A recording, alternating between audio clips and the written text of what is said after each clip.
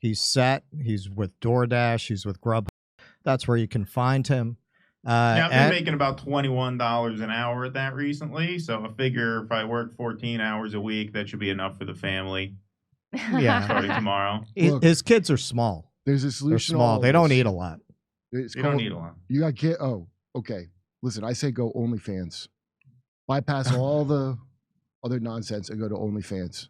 Well, you know how they do, like how Twitch streamers will, like, you know, they'll talk politics and they'll have like video games playing on the main screen. Yeah. I always thought a good moneymaker would be do a podcast like this on Pornhub and just have porn playing on most of the screens, and then just like we'll be in the corner talking politics. That's actually, I mean, who wouldn't watch that? Why would you put that idea out there to all of these people? That's the future. Now you've got like 20,000 people can steal this idea now. We're gonna go. All right. All right, we're going. Go into a quick card. Apparently, we're already pulled off the air. I am afflicted with terminal shortness, and they wanted me up higher. Jimmy's not a tall guy, but he's tall. Everyone's taller than me. If anyone saw me and Keaton's Thanksgiving video, you know we've kind of got a Mutt and Jeff thing going on. Do you ever dress up like a turkey? You know, only for OnlyFans. Listen, that's a good idea that Keaton had. Listen, that's the next step. That's the next step, dude. When I found out that there are people with a cake sitting fetish, I said, there's just no boundary, right? I mean, anything that you could think of and several things you can't think of, somebody likes it. Yeah, there's several things I couldn't have thought of. Now, speaking of weird things that some people like, Joe Biden gave a speech over the weekend. And we're going to take a look at it and we're going to break it down. He is orienting his entire campaign, as would have been expected, around the well-trodden path of that genius of politics, Hillary Clinton, before him. Trump bad, Trump bad, Trump bad. And talkie January pills 6th. Good. He's got to take his talkie pills? Yes. Trump bad, January 6th bad, Nazis go. All right, so let's take a look at what he had to say. For the first time in our history, insurrectionists had come to stop the peaceful transfer of power in America. First time. Smashing windows, shattering doors, attacking the police. Outside, gallows were erected as the MAGA crowd chanted, "Hang Mike Pence." Inside, they hunted for Speaker Pelosi.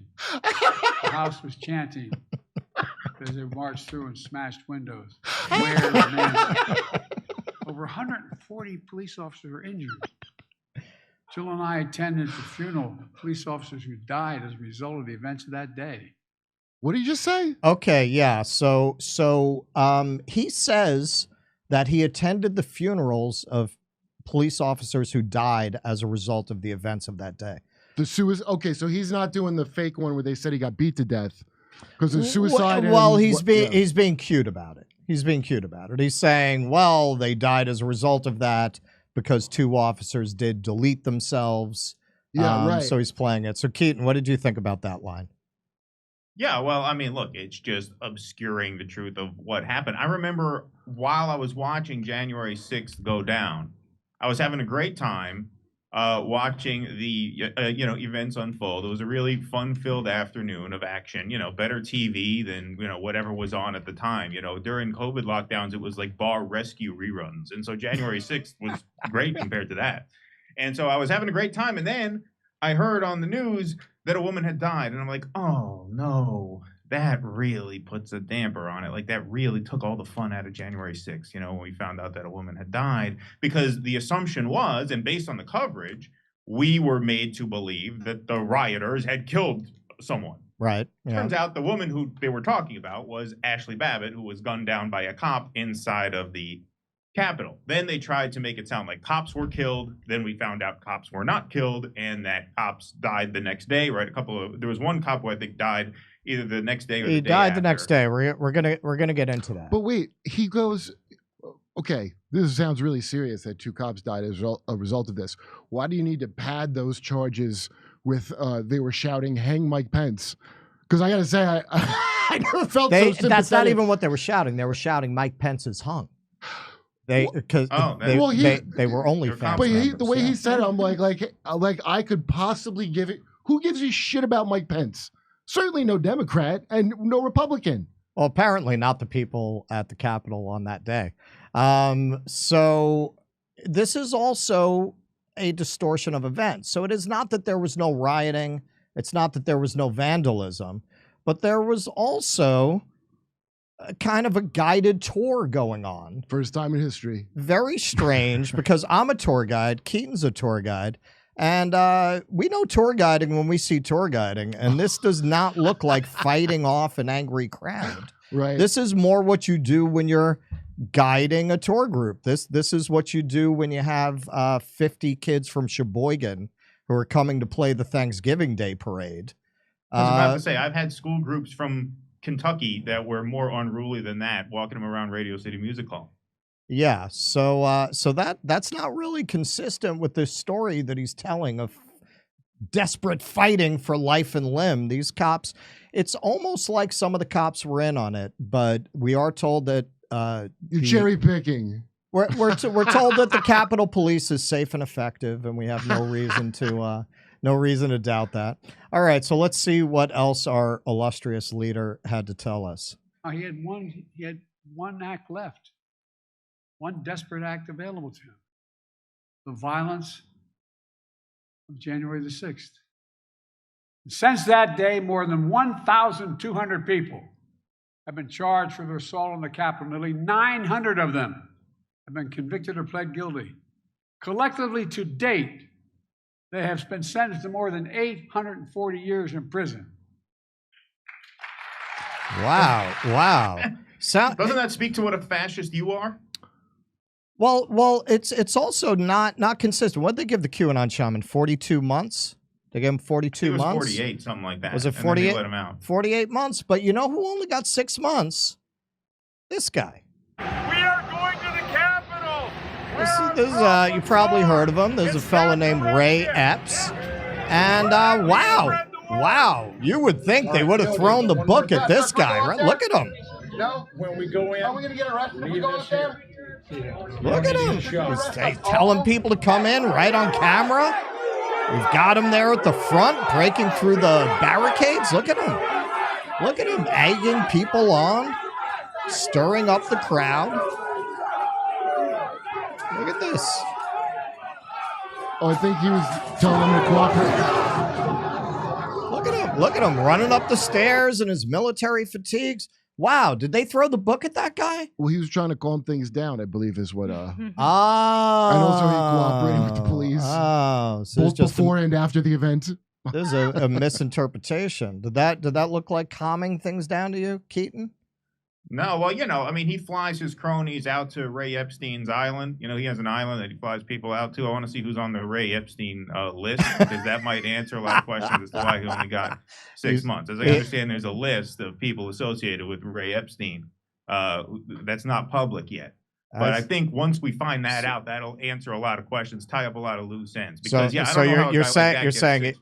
saying he anglicized his name. He's not actually Ray Epps. He's Ray Epstein. Yeah, well, Epstein, that name kind of went out of fashion. You know? He looks like Mulder and Scully's boss from X-Files, kind of. A little bit. He needs a pack of Lucky Strikes. Yeah, he's what? Yeah, Mitch Pileggi. Wow, yeah, good call, Kurt. Wow, that's a name I haven't heard in a long time. Yeah, because he's dead. Okay, so let's see.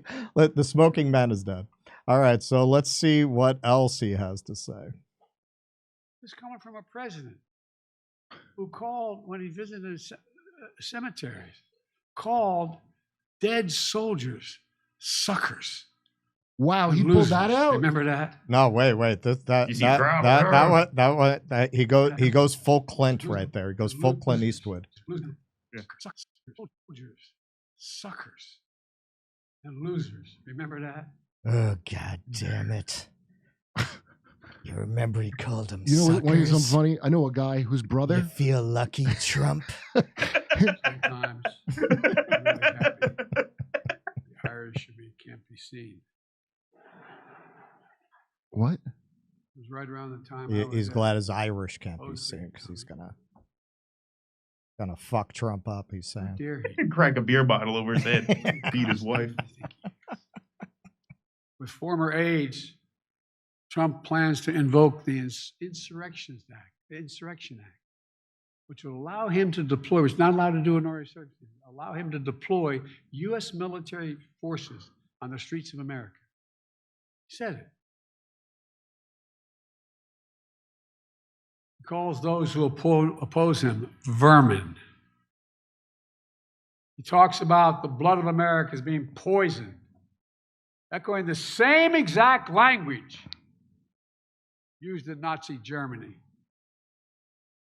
Everyone's a Nazi. So what do we say about people who send the IRS to the homes of journalists on the days that they testify before Congress? Are those like Nazis in Nazi Germany? Because that's what the Biden administration's IRS did to Matt Taibbi. Was that a coincidence that they went to his house that day?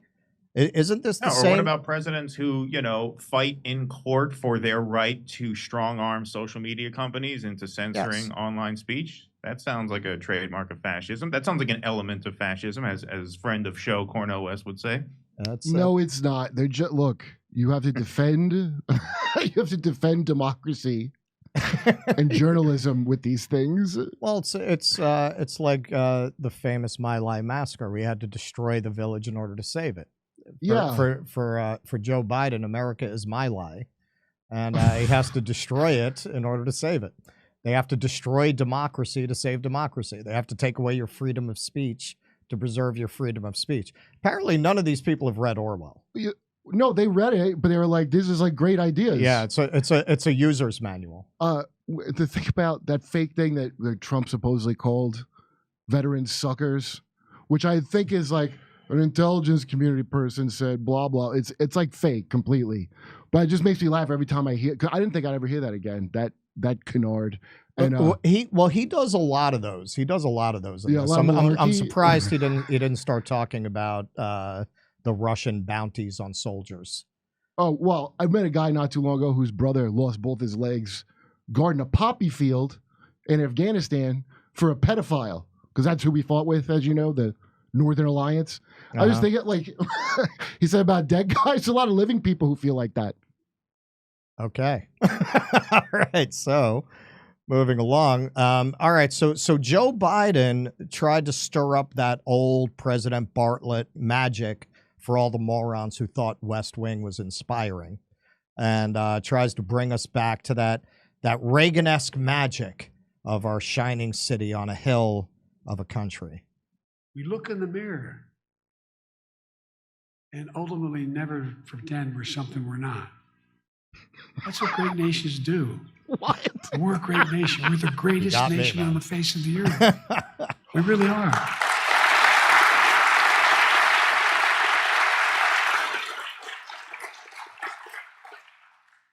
That's the America I see in our future. We get up. We carry on. We never bow. We never bend. We speak of possibilities. We drive for Uber. We drive for Lyft. We work minimum wage jobs, 3 of them, to keep our children from starving on the streets. That's who we are.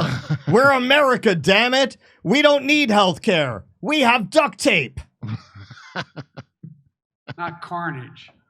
We're not weighed down by grievances. We don't foster fear. We don't walk around as victims. We take charge of our destiny. We get our job done with help of the people we find in America. What? Who find their place in the people who crowd the Oval Office in my dreams. I see them all coming to me at night. My 3rd grade school teacher. My brothers and sisters, long dead now. Crazy world.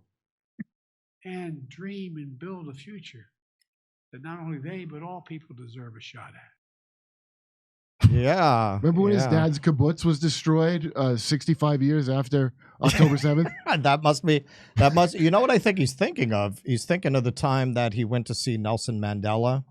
Yeah. Or maybe he's thinking of the time that he marched for civil rights, or all of the other events that he claims Being to the have first been- Irishman on the moon. He saw Forrest Gump and he decided that's me. That's me. I was at every pivotal event in American history somewhere in the background. I was at 9/11 the next day. Yeah. The next day he was at 9/11. I was there beforehand, planting bombs in Building 7, which very safe and effective bombs, by the way. We don't use fear. Didn't he say wasn't he one of the ones saying we're gonna have to go send American troops to Ukraine if we don't get this money to Ukraine? Oh yeah. No, he's I mean, this is the campaign that they're clearly going to run. We always knew they were going to run this kind of a campaign because they're not going to do Hilarious. anything for the American public. There is not one policy proposal in that entire speech. It was Trump's bad. He's a Nazi. Yeah. The police, the Capitol Police fighting off the barbarians. I mean, that's all. The barbarians are at the gate and we're America. We're great. I actually, he pulled that whole, we're the greatest country on earth. By Come on, what? man. By what standard? By what standard? Come on. Infant mortality, healthcare, education.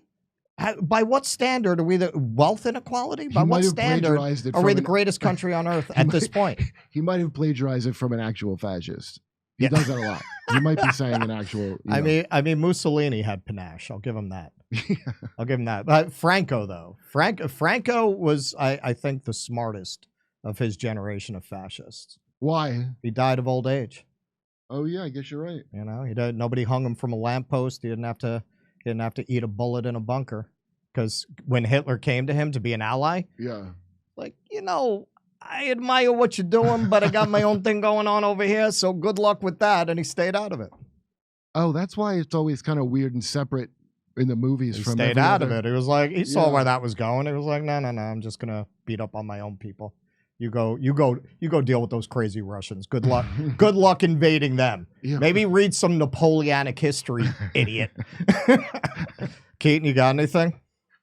Nope. I think we can put that one in the can. As they say. We can put it in the Printed. can. That's a wrap. Yeah. As the All great Will right. Smith once said, And put thus it in the can. endeth Yeah. our first segment on the Jimmy Dore Show. We got through. Nailed it. Nailed it. Yep. Woo! All right, let's go to some super chats.